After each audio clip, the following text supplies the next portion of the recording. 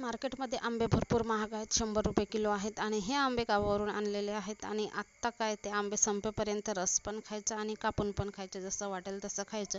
रुद्रांशला mango वास येतो म्हणतो आणि तो खातच नाही. 5 वर्षाचा झाला तरी सुद्धा त्याने कधी आंबा खाल्ला नाही.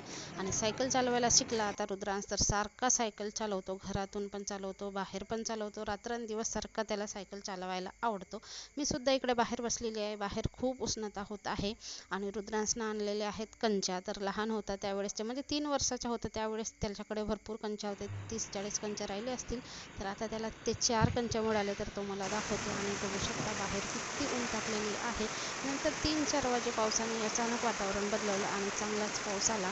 कालसुद्धा तसाच पाऊस आला आणि आता पेरणीच्या कामाला सुरुवात होईल. उन्हाळ्यामध्ये आमच्याकडे भरपूर पाऊस होता, पण आता मृग नक्षत्र लागले तेव्हापासून अजिबात पाऊस नाही. संध्याकाळच्या जेवणामध्ये सकाळचीच गवारीची भाजी होती, रुद्रांसाठी ऑमलेट बनवून दिला आणि रुद्रांश